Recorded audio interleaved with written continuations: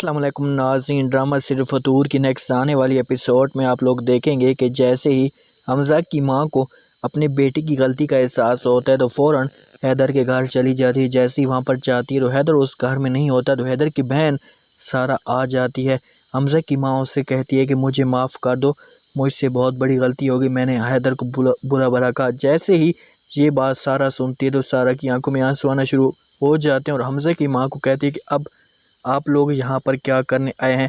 جو تمہارے بیٹے نے برباد کرنا تھا برباد کر دیا۔ حیدر کی تو ساری خوشیاں اس نے چھین لی ہیں، اب وہ کس بات پہ معاف کرے گا؟ جیسی دونوں آپس میں باتیں کر رہے ہوتے ہیں تو وہاں پر حیدر بھی آ جاتا ہے اور اپنی بہن کو کہتا ہے کہ اس سے بولو کہ یہاں سے چلی جائے، میں لوگوں کے ساتھ بات بھی نہیں کرنا چاہتا۔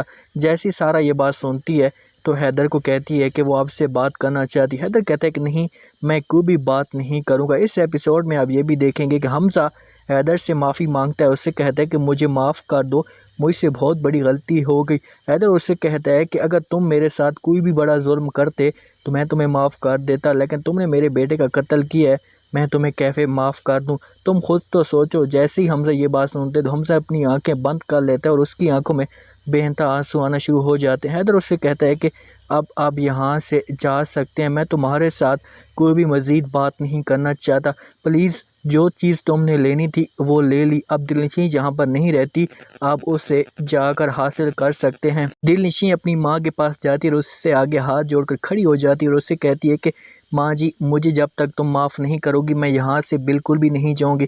اس کی ماں جیسی یہ بات سنتی ہے تو چیخ اٹھتی ہے اور دلنشین کو کہتی ہے کہ میں تمہیں کیسے معاف کر دوں بیٹا، تم نے ایک بہت بڑا جرم کیا اور اس کی سزا ہو سکتا ہے تمہیں بہت بڑی ملے۔ میں تمہیں معاف تو کر دوں گی لیکن تم حیدر کے پاس جاؤ، اگر وہ تمہیں معاف کر دیتا ہے تو مجھے کسی قسم کا کوئی بھی اعتراض نہیں۔